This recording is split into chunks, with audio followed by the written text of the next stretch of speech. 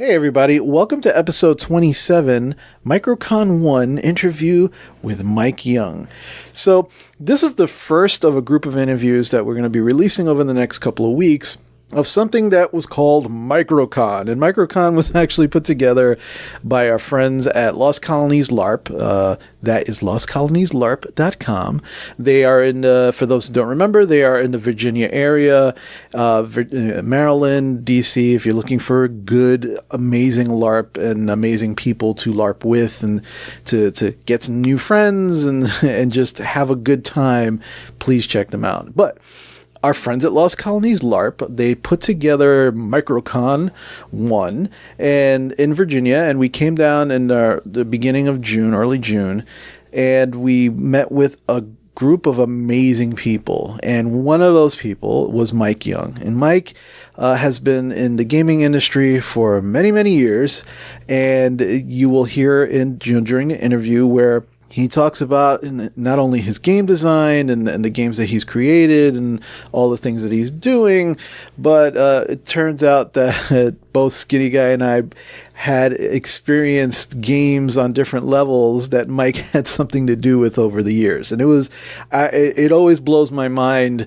when we meet someone that we've never encountered, maybe never even heard their name before, but gaming somehow brought us together. Somehow our life paths intersected because of gaming, and you'll hear it in the interview. It's a lot of fun. Mike is a great guy, and it's amazing all of the gaming experience and all of the things that he has under his belt, and he continues to do stuff, which you'll hear in the interview. The second thing that I want to mention is this is also, unfortunately, one of those interviews where we had technical difficulties. Unfortunately, most of the MicroCon interviews had those technical difficulties. We cleaned it up as best we can. We can still hear the interview quite clearly, but it is not up to audio snuff, me being the perfectionist. And I really, really, really hate it when we screw up, and when by we I mean me, and our audio is not 100%. Now, we've since fixed the technical difficulties with other interviews going forward, but the MicroCon ones unfortunately suffered these technical issues. We did want to still put these out. We did talk with the folks that we interviewed, and we're sending them the final edits so they can say yay or nay. And if they say nay, we're going to still try and get interviews with them because they were amazing and they sat down and they gave us their time. But at the same time, we don't put anything out that's crappy or makes them sound like crap and that they're not going to be happy with. So thankfully, Mike was one of the folks. He's busy doing a million things. He trusts us.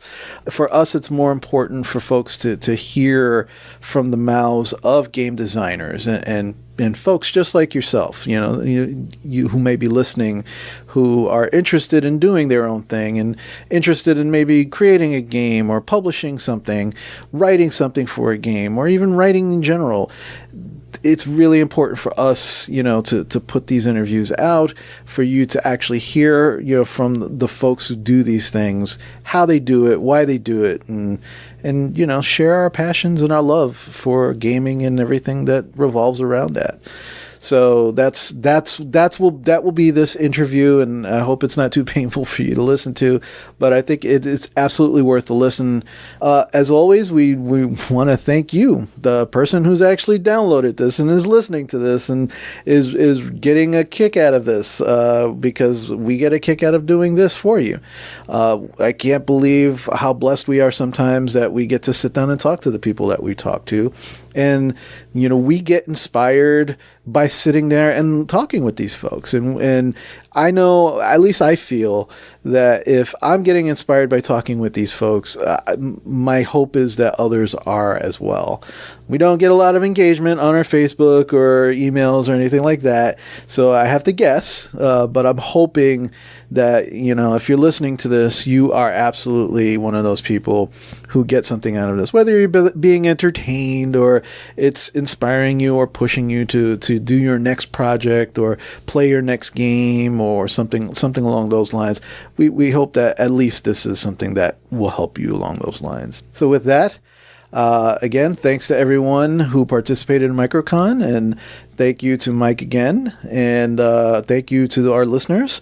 And here we go with episode 27, MicroCon 1 interview with Mike Young. Enjoy.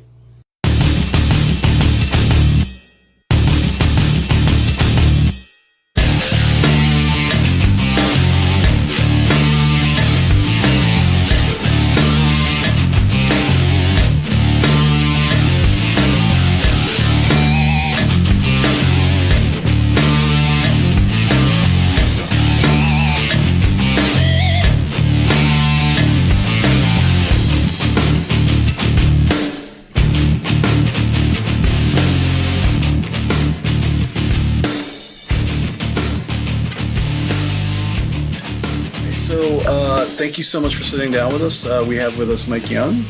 Thank you. Yeah. Thank you. Yeah. So we just, like I was saying earlier off mic, we want to sit down, get to know you a little bit about kind of your background, some of the projects that you've worked on, and kind of get a sense of, what's important to you as far as gaming is concerned, and, what do you think is fun, those kind of things. So tell us a little bit about yourself. Okay. So I've been writing and running live role-playing games since 1989, which seems like a long time. Feels like a long time.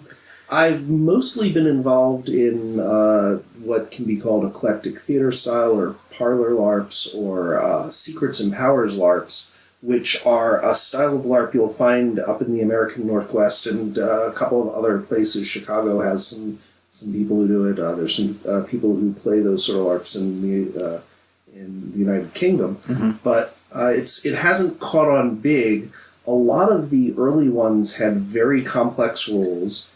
And they were mostly, they would either be 4-hour LARPs for 20 to 30 players or weekend-long LARPs for 60 to 100 players. And you'd be given a very a character sheet with a very complex backstory and history a couple of weeks before the LARP.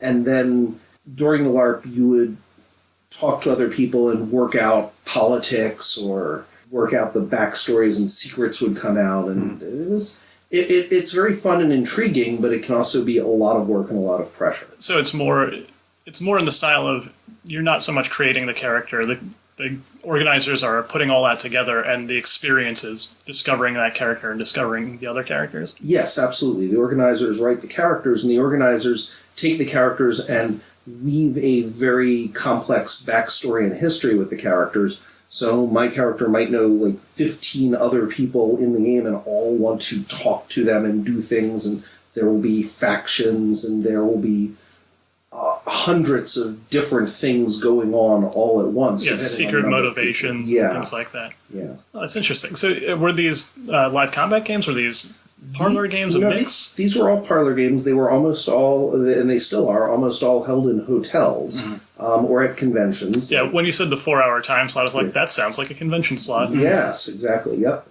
So they're usually, the weekend-long ones are held in hotels or conventions, or the smaller ones can be held in private homes as well. Yeah, for the weekend-long ones, would you go to like campsites or things like that, like a Boffer game would? Or No, literally hotels. Okay. So it's been a while. I retired from running them in about 8 years ago, but we would use a couple of hotels in Hagerstown, Maryland, which now are closed and gone. There was Days Inn up in north of Baltimore that used to run them. Intercon, which is a huge LARP convention in the Northeast, is run out of hotels. It used to be in Chelmsford, Massachusetts. It's now in Providence, but it's always hotels. Secrets and Powers LARPs tended not to have a lot of what you see is what you get. It tended to have a lot of, you have item cards, and that is what your prop is. You don't even have props, you have an item card. And sometimes there was some set dressing, but a lot of times you were in a hotel. And just hanging out, Yeah, people would dress up for them. There would be really good costuming. But there wasn't a lot of what you see is what you get in the sense that you see in buffer LARPs. Yeah, so a similar game experience to that. I don't know, have you ever been to DexCon? Yes, well, I've been to Like double DexCon and I've been exposure to Metatopia. Yeah, so you're probably familiar with the Nexus. Oh, yes. Yeah, so as you're describing this, I'm just thinking about, I've played in the Nexus once or twice. So the Nexus sort of also sprung out of that same style. Yeah. There's a long, complex history in the world of Secrets and Powers LARPs, and the people who wrote the Nexus and designed the Nexus were part of were part of this, and then they sort of split off and started doing their own thing. So it did come from that basic beginning, and it's grown in its own way. So when you first started getting involved, you said back around like '89. Yeah. What sort of gaming were you doing then? What inspired was that when you first jumped into LARP? Was that just when you first started running these? So before then, I had been doing some table gaming. I had been writing or playing table gaming. I had recently graduated from college, and I went to a convention called CastleCon, which was in Washington, D.C. And at CastleCon, while I was there just playing games, hanging out with friends, I saw a bunch of people dressed in formal wear, and I found out that they were basically playing in a LARP called RMS Titanic, which was set on the Titanic before it sank, and part of the LARP was it sinking. And I thought that was great. That it looked like a lot of fun. Unfortunately, I found out about it too late. So it was the summer of '89 that I came back, and they were doing a completely different LARP called, I can't even remember the name, but it was a magical convention where people were, they had written characters, and they were different mages with different styles of magic that had all come together for a symposium of sorts. Okay. And I played in that, and that was a lot of fun, and that's kind of what got me hooked into it. Was it the sort of like it wasn't Mage, though, was No, this was before Mage. This was before Vampire the Masquerade. This was before the World of Darkness at all. Because one of the running questions that we keep trying to figure out without actually doing any legwork, we sort of talk to people about it, is when did LARPing actually start? And from the best guess, it's sometime in the 70s maybe, is what we've been able to figure out. So there are various LARP theoreticians that will tell you different answers. There are some people who say, LARP as a concept has existed for as long as there's been humanity. Right. Yeah. Anytime you see kids playing cops and robbers, they're LARPing. Yeah. A lot of people see Mazes and Monsters, which was a movie that came out in the 70s about people doing a sort of live role play in the sewers and the steam tunnels under a university, and things go wrong. As sort of the very young Tom Hanks. Yes, as sort of the seminal moment that started LARPing or inspired LARPing. The 70s, 80s. And the eclectic theater style that I play really took off in the late 80s, early 90s. So when you use that phrase, eclectic theater, how is that specific other than being like a parlor-style game? It's an old term. Parlor-style will also work. So Are they more or less synonymous? No, but it's maybe. It's tough to tell. So I call it eclectic because it's impossible to name a genre. If you say vampire or mage or even medieval fantasy combat, you know what they're doing. But so there was one run earlier this year, which was a weekend-long one that was a cross between Mad Men and American Gods. Okay. So it was set in sort of the style of Mad Men, but it was all the characters were gods of some sort, right. And that was a weekend-long one. There's going to be a weekend-long one. There was a weekend-long one last year, which was gangsters, but they were all like monsters, kind of like Shadowrun type monsters, but it wasn't set in Shadowrun. There have been King's Musketeers, so based on the Three Musketeers. So it's really the subject matter that's the most eclectic part Yes. of it. Gotcha. Okay. The ones I've run, I did a steampunk campaign, and then I did 3 LARPs set in the world of Broadway musicals in which everybody sang, and it was a trilogy. How did that go? It went really surprisingly well.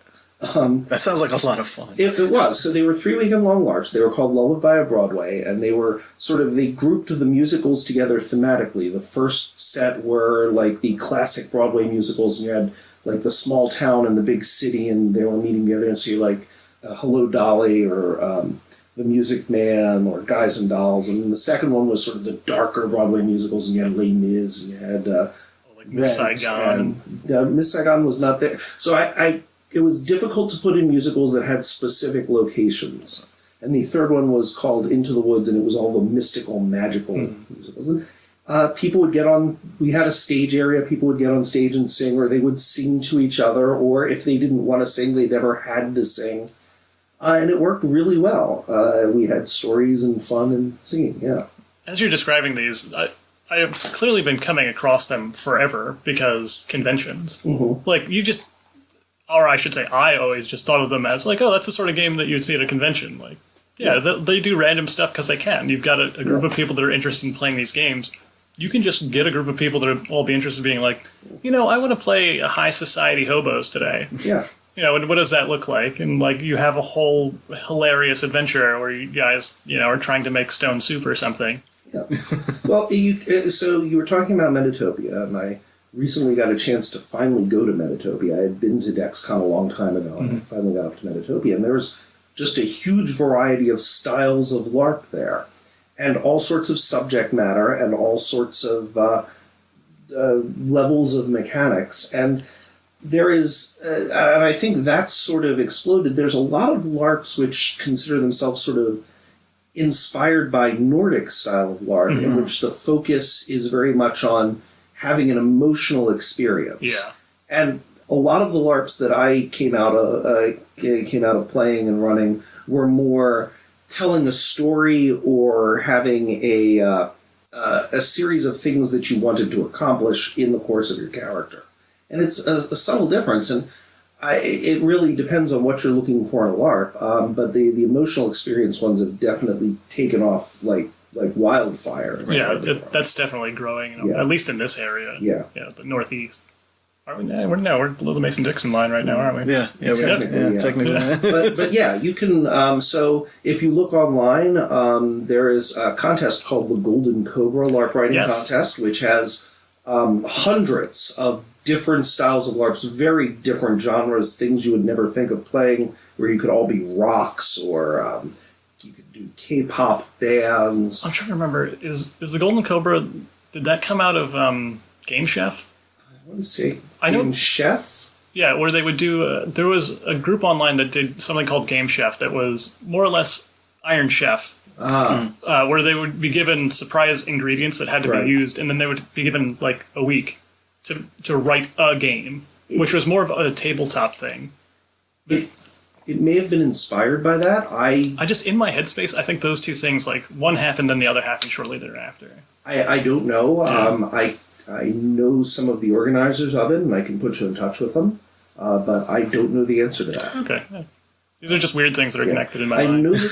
I know that they do give you some themes that you can put into your LARP, but you don't have to. Okay. Gotcha. Okay. There is an ingredient element somewhere. There is. Okay. Yes. So you were great enough to come in with some of the materials that you've actually put together over the years. Yeah. You want to talk a little bit about some of them? I love, honestly, I think my favorite so far has to be the North American Cryptids and Magical Creatures mini guide that you put together. That's really good. If you want to talk about that a little. Sure. So Mari Brown, who you'll be talking to a bit later. She and others have put together a LARP called New World Magic School, which is set in a magical school where you go and you learn spells and weird things happen and you have adventures if you want them, or you have high angst if you want that. Yeah, or create mischief or whatever you want to do. Yeah, and it is a great world, and they've put a lot of work into it. And I offered to write them I wanted to play in the very first run, I wanted to play the magical creatures, the cryptozoology professor. And because of that, I started writing cryptids. And then I started writing more cryptids. And then I got a book deal. So the Compendium of North American Cryptids and Magical Creatures is a listing of various magical creatures found in North America. Wow, the title kind of says it all, doesn't it? So about a third of them are taken from legends from North American indigenous people. About a third of them are what are called fearsome creatures, which are things like gremlins or a thing called a hugag or cactus cats or a jackalope, which you've probably heard of, which are sort of like the American settlers came and created those. And then the rest are ones that were specifically made up for New World Magischola. And it's beautifully illustrated, which I had nothing to do with, but it was. Yeah, and also right here with it, clearly the companion piece, which is a coloring book. Yes, which is all this same great artwork, but not pre-colored for us. Yes. But when I was looking through this before, I stopped because I saw that there was a bunch of like writing in the margins, and I was just sort of flipping through, getting an idea. I was like, wait a minute, and I took a closer look, and this is entirely sort of in-world annotated. Like, this is as though it existed in the world of Magischola, correct? So when they published it, they wanted to make it as if it were a textbook. So it is considered a textbook for the school. It is an in-game document, an in-world document.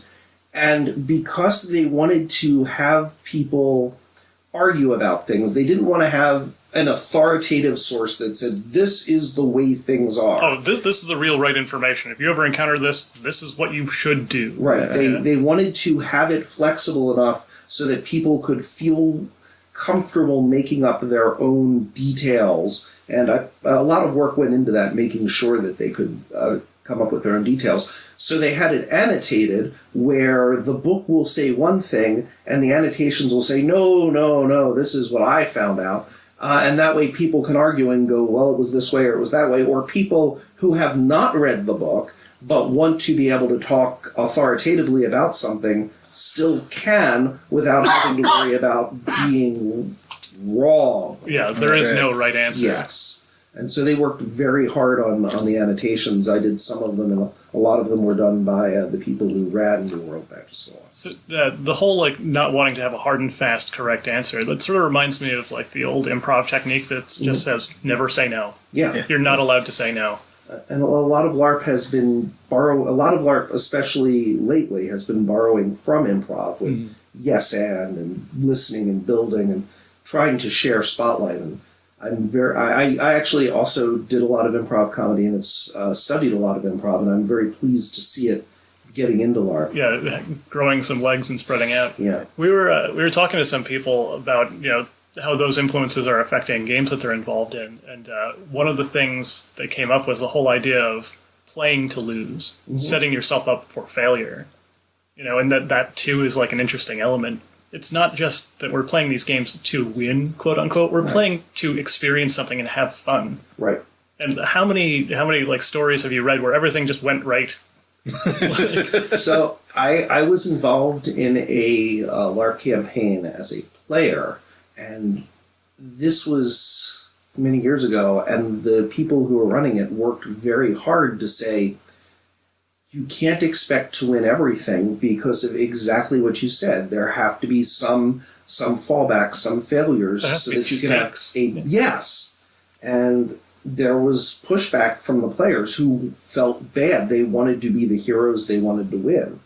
And I'm really glad to see the play to lose philosophy come into LARPing, where people can go, I'm going to try to make my character miserable so that I can experience that, or I'm going to try to play to lose now so that maybe later if I do win, it'll feel that much better. Yeah. And I'm actually going to give another story, if I may, about that from New World Magischola.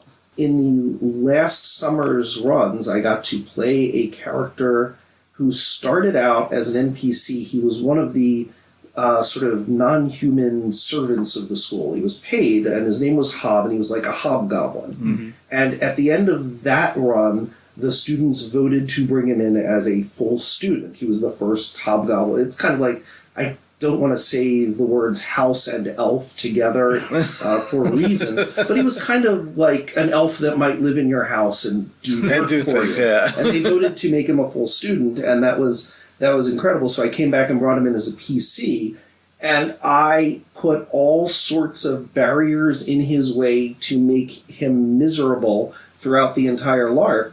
And it came down to at what I thought was the end of my character's arc. He had to quit going to school in order to get information to take down somebody who was working against the school. Mm-hmm. And I thought, okay, I've had this big scene. I've helped take down the big bad guy, and my character will not have graduated, and it'll be very sad.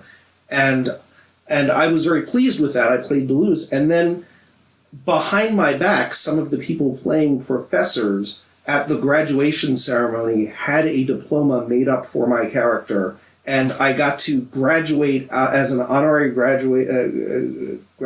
And it was incredible. I playing Deleuze. If you win after playing Deleuze, playing Toulouse makes the stakes and makes the LARP so much better. Yeah, that's like an 80s movie ending. Yeah. It's like, no, number Johnny 5, don't die. And then the next scene, he's like gold-plated and becoming a citizen. You're just like, yeah. Yeah. I had no idea it was going to happen, and it was incredible. Yeah, and it makes it's an adventure to do it. You know, we talk about, we go on adventures and save the world or whatever when we talk about some of these games. No, the adventure is the experience of it. Yeah. It is the character arc. Yeah. And I'm really pleased to see that people are putting more into the character arc and less into we must defeat the bad guy. Yeah, there's so many more stories in that space. Yeah. Is that the idea behind the books that you write? Is that when you put together some of the games, are you trying to guide the player to do that, or is it more just you keeping it very general and so they can make up whatever decisions they want? So it depends on the LARP I'm writing. Mm.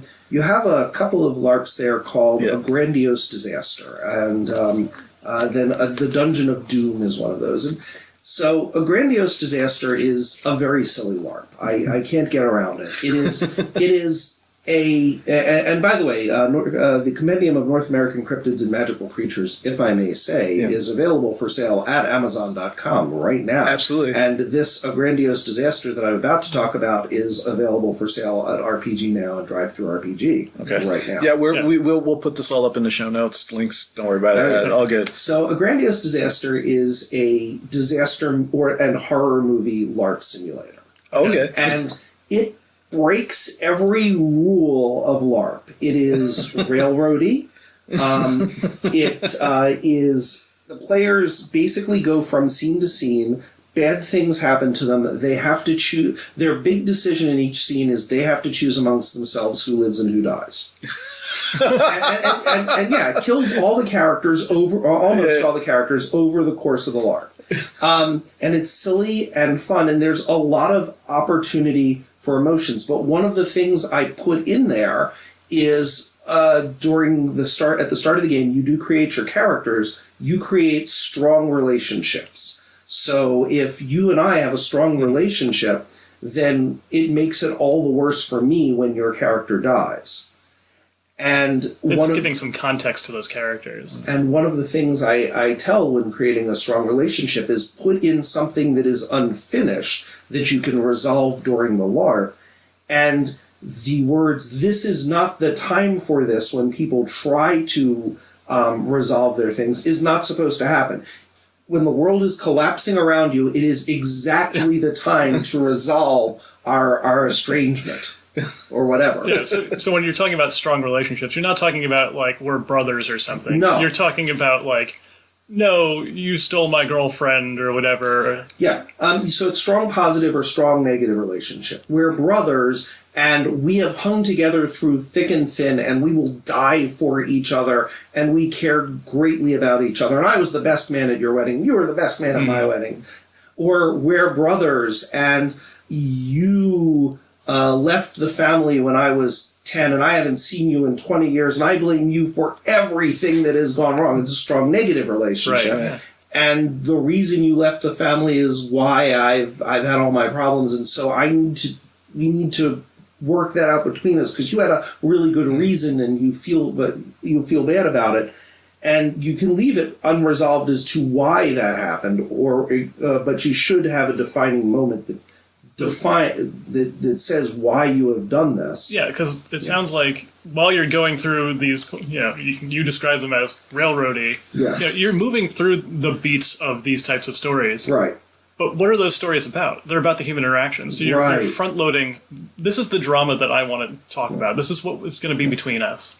Yes, exactly. Yeah. Now, does each character have a strong relationship with everyone, or just some characters? Every character is supposed to go in with a strong relationship with 2 or 3 other characters. And usually how many players? 6 to 12. Okay. And it's set up to run in a couple hours. It's really designed. It's designed for a pickup LARP. You want to do something. You got nothing else to do. You want to play a LARP, and you haven't really played in one before. You can pick this up. You can just run it. It runs itself practically. Mm-hmm.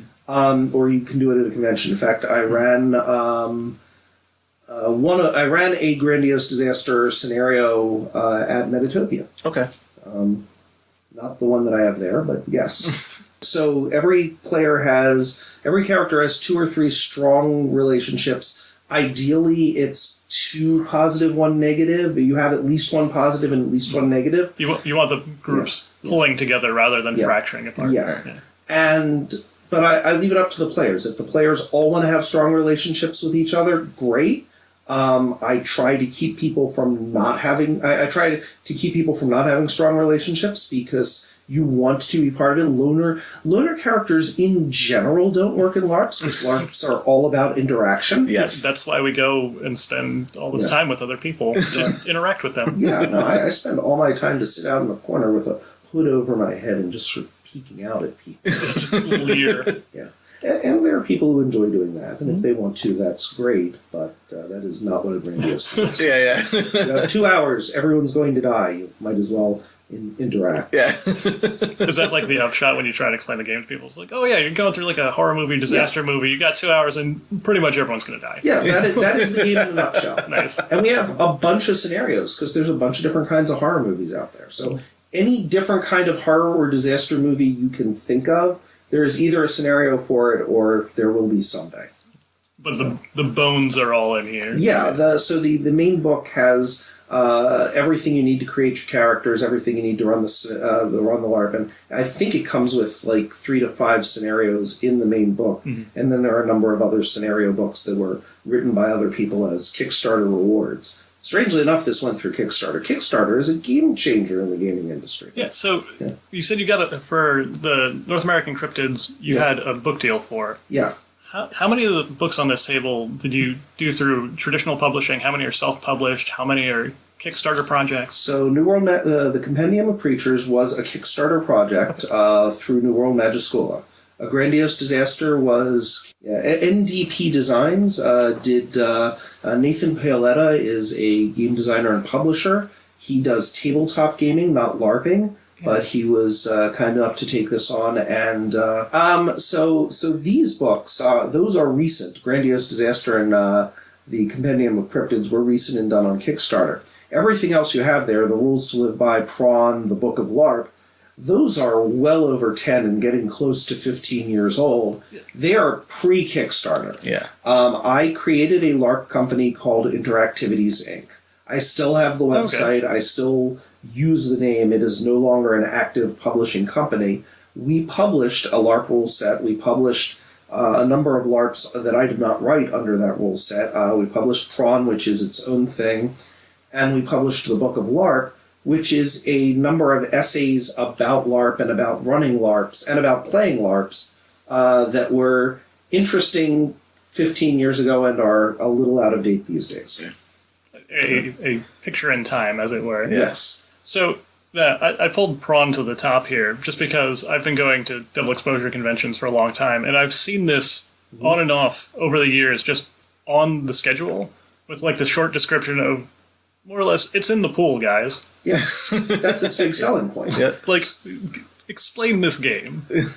So Prawn is a game of seafood. You play a fish or other aquatic creature. It is played entirely in a swimming pool.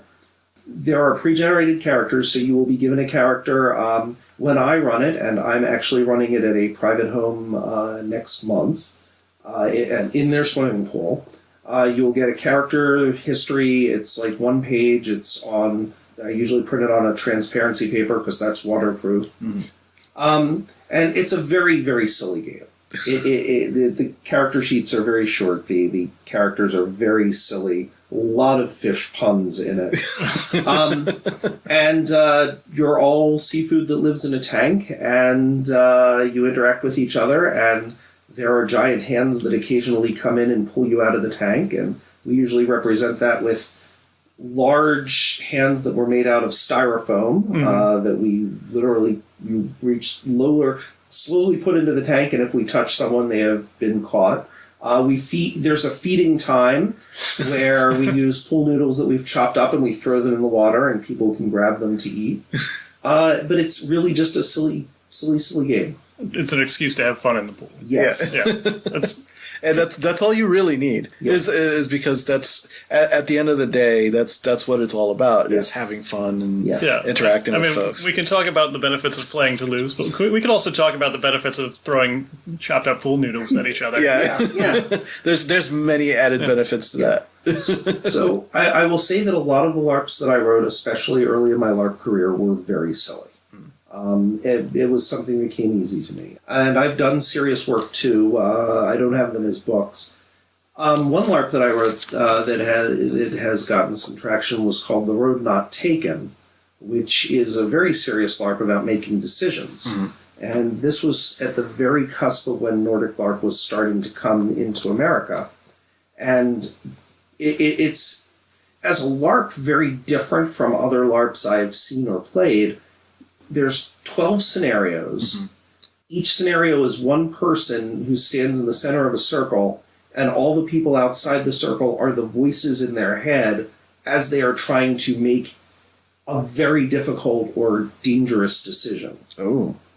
You have a relative who has come out and said a number of racist things. How do you confront that relative? Right. And so you have voices in your head, and some of them are telling you to do it. Some of them are like you want to retain a good relationship with them. Sometimes they're just a list of facts, things that have happened to people of color in the United States or other marginalized groups in the United States. And so you're getting all of these things, and you can talk to the voices, and the voices can talk to each other, and then the scenario ends as soon as you make the decision.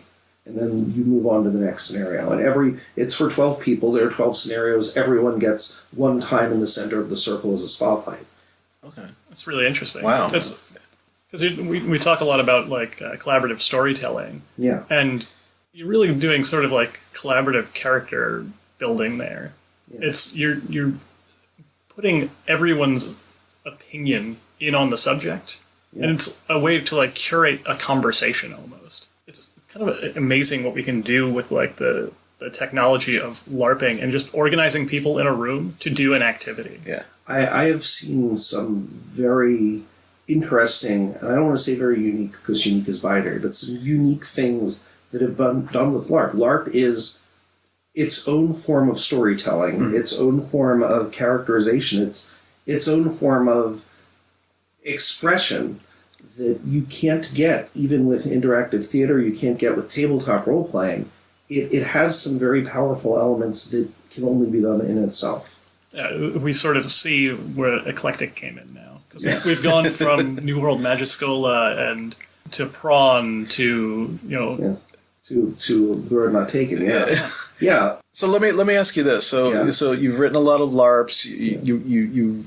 You've done a lot of things in that area, and then you've also brought us a game. Yeah. So that you have created called Meteor. How do you bridge that gap? So you're running LARPs, you're writing LARPs, you're doing all of this, and then one day you wake up, you go, I want to make a game that's not a LARP. So I used to put on my business cards relentlessly creative. Because I have ideas. Right. And they come, and don't ask me where they come from. They come from everywhere. Right. But I have ideas and I want to get them out there. I can tell you exactly how Meteor came to be. I created a small publishing company that published LARPs. Mm-hmm. Strangely enough, back in the early aughts, nobody wanted to buy LARPs. Mm-hmm. I didn't want the company to go out of business yet, so I had some ideas for card games, so I started making card games. Gotcha. They also did not sell well. But I did have this idea for Meteor, and the company went out of business before I published Meteor.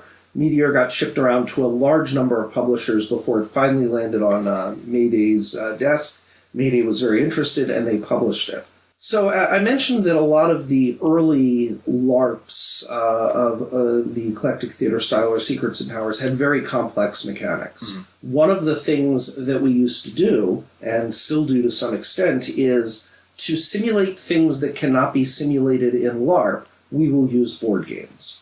And so I was already comfortable with creating board or card games as sort of a small mechanic for the LARP. Okay. In Lullaby of Broadway, by the time of Lullaby of Broadway, I was simply using published board games and adapting them. But Lullaby of Broadway, in Lullaby of Broadway 3, there were large wars and combats, because I wanted to have battles between factions, but I didn't want people to actually fight. So that was entirely a war game that was optional. The players could go to the side and play it if they wanted to. They never had to. Right. Lullaby of Broadway 1, there was a bootlegging competition using a board game called Bootleggers.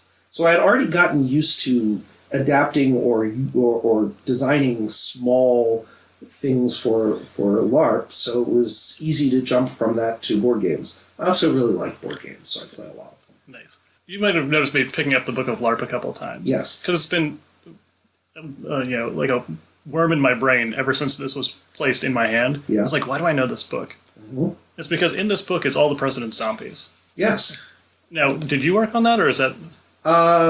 It was written, I don't know if it was written for the Book of LARP, but it was published in the Book of LARP, and I have helped run it a couple of times. So, I've played all the President's zombies once. Mm-hmm. And had possibly the most hilarious LARP game I've ever had, of just a bunch of us being, the presidential council during a zombie event, and then having to mm-hmm. deal with that in the most hilariously incompetent and cartoonish ways possible. Yes, I think we tried to start an inner city midnight basketball program to help keep kids off the streets because there's zombies there. The guy who wrote it, and I believe his name is Mike Bedes. I've never met him. I put out a call for LARPs for the Book of LARPs, and it's what he sent in, and it's wonderful. He did an amazing job, and he came up with some really good things. Where did you play it? When did you play it? I played it at DexCon 10 years ago. That sounds about right. Yeah. Yes. It's possible that I was the one who ran that, because we were running LARPs from the Book of LARP back then. There was one DexCon that was a crossover between DexCon and something called Intercon. You would remember if you ran it for us. Yes, you would. Okay. Did you ever have a president dressed as a Catholic cardinal? You'd think I'd remember that. No, I don't remember okay. that. Because our friend that was the president, for some reason, had a Halloween costume Cardinals outfit, and demanded that we call him Cardinal President. A shrub or whatever the... Yeah, we took it appropriately. All the President Zombies was written during a simpler, more innocent time, the Bush administration, second Bush administration. And so the characters are parodies of Bush and Clinton officials, and the president is a parody of Bush and Clinton, the worst caricatures of both. Yeah. I think I got to play Vice President Xerxes, I think. Yeah. Who wants to actually run everything and micromanage the shit out of everything. At one point, we were up, loosening our ties and, really digging in and dealing with things. And, me and the president were back and forth, and it's like, oh, we came to a point, we're going to take action, so we go back to our seats, and I shove him into my chair, and I just took over the entire conference table. It was really good. Excellent. Yeah. So yeah, that we published that. Yeah. Cool. I'm glad I figured that out. That's why I was like, quietly as I could, like looking through the glossary, I was like, there it is, nice. So I lucked down in a lot of ways. I published the Book of LARP, and I went on a big LARP advocacy tour with it to conventions and such to push it out there. And then I have a number of LARPs that are available for free download on my website. And this was all, and they started before LARPs were really readily available for free download. I had 4-hour LARPs for conventions before there were an explosion of LARPs for 4 hours for conventions. So a lot of my small LARPs have been run across the world by people who found out about LARP and said, okay, this is one of the few places where we can get LARPs at the time. Mm-hmm. So a lot of people have played in my LARPs or LARPs that I've published, and we just don't know. So. But still, that's got to be, like, we've met for the first time today. Yes. And I didn't know that I had a connection that direct to something you'd worked on. Yeah. And yet, it's not a huge community of us out there, you know? There are a lot of us, but we're closer to each other than we might realize. Yeah. And especially, I saw Prawn. I was like, I know this game. Yeah. I was like, that's awesome. I believe that was the exact intonation when you picked it up. Well, thank you for playing, and thank you for thank you for bringing me to us. Yeah. No, absolutely. I mean, because this is what it's really about is, you know, trying to get people to interact, try to have fun with as many people as possible. Mm-hmm. But it's only through like creators like yourself that it's like we get these interesting, fun scenarios that sometimes, you know, like I would have never thought in a million years, oh, I could write a LARP in a pool, like that. I wouldn't have thought of that. It was just, but it took someone like you, a creative, to really just no. This is we're all going to be food in the pool. Yeah. Are you involved in any way with what is the name just went out of my head? Conference. Living Games Conference. Thank you. I know a lot of people, and I know the people who ran the Living Games Conference, and I was at the one 2 years ago, and I did not get to go to the one this year. Okay. Which I think just happened, right? It did. It was like 2 weekends ago because of work. So no, I was not involved in that sense. Okay, but are you still actively talking in that community? Oh, yes. You talked about doing LARP advocacy, and that's the thing that like jumped to my mind. That's sort of where that's happening or like growing out of right now, at least in our area, it seems. The Living Game, so the one I went to 2 years ago was incredible and had life-changing. I don't know a lot about what happened with this past one, but I hear it was also a very, very good convention, and I've heard a lot of good things about it. Mari Brown, who is here, who we'll talk to later, was there at the convention. Oh, cool. But there is a lot of LARP advocacy going on. LARP has grown in ways that I can't quite wrap my head around, and that is the LARP. I've lost the word. I'm sorry. People who study LARP. There have been a lot of people. The scholarship. Academia. LARP academia, and you have people like David Simpkins and people like Sarah Bowman and Evan Torner and so many others who are studying LARP from an academic standpoint. And also, while there's advocacy, certainly, it's interesting seeing the scholarly work that's happening about LARPs.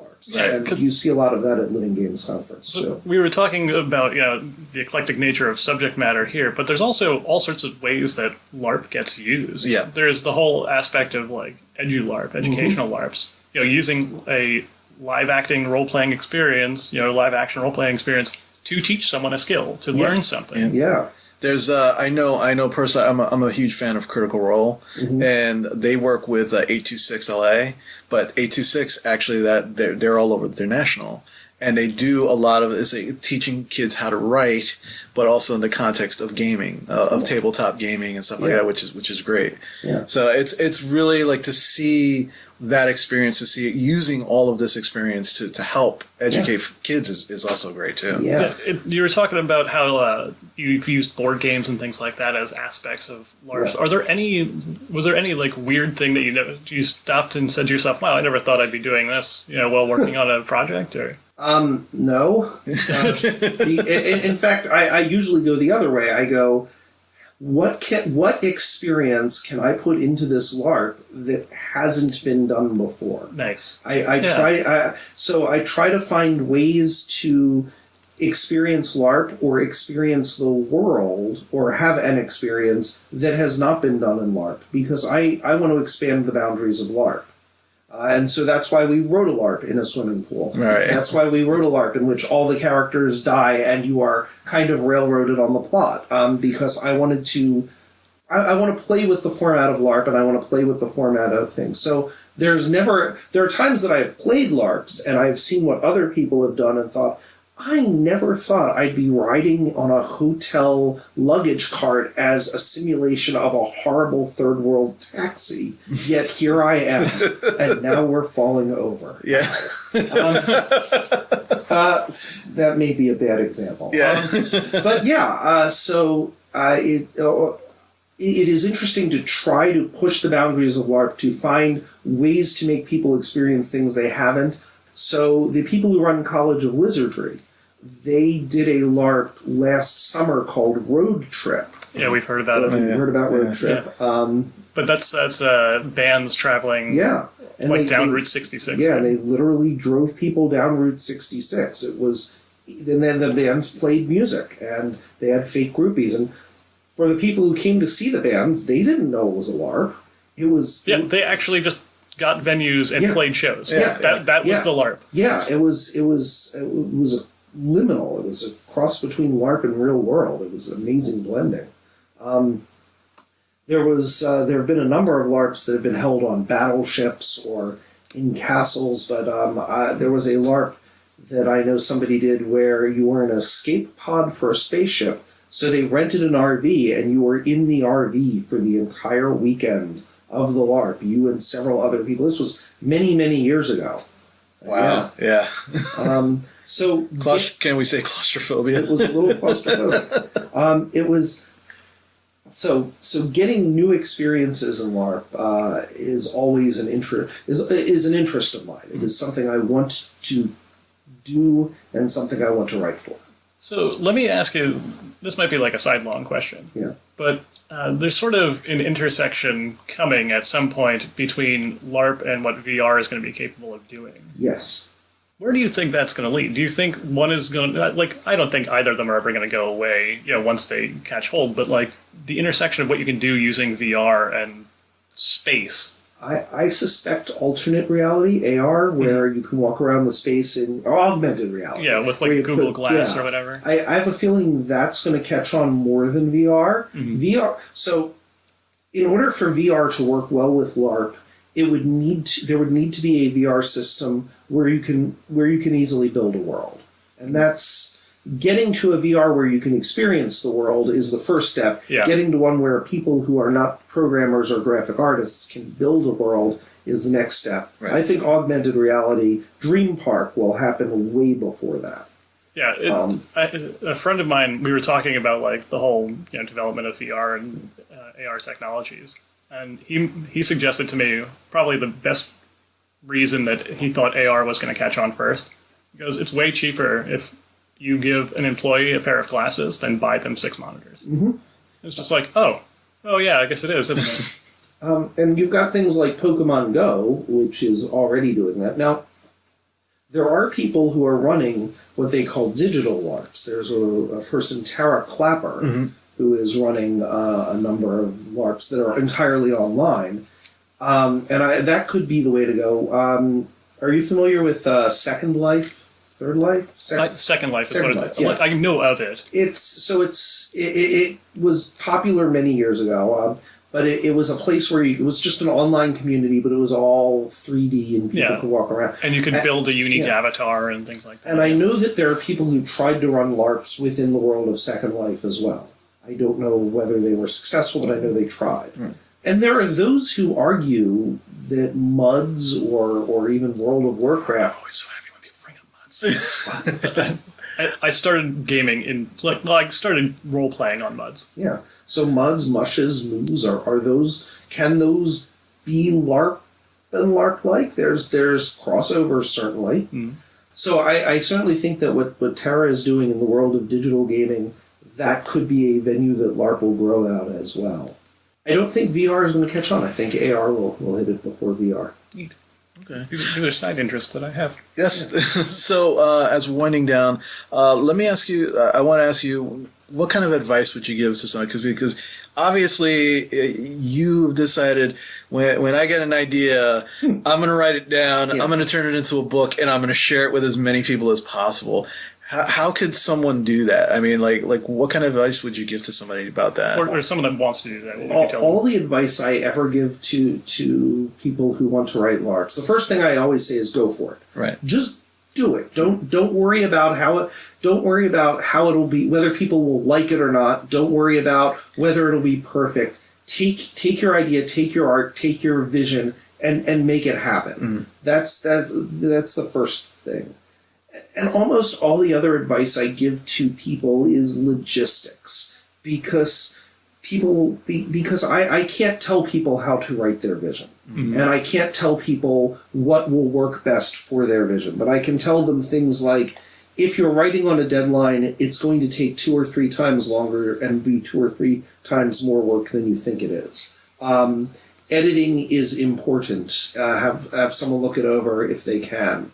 It is important to consider social issues such as cultural appropriation. It is important to consider to make sure you are not using terminology that is offensive. It is important to consider those things when writing your LARP, and you will want to have it reviewed for that as well.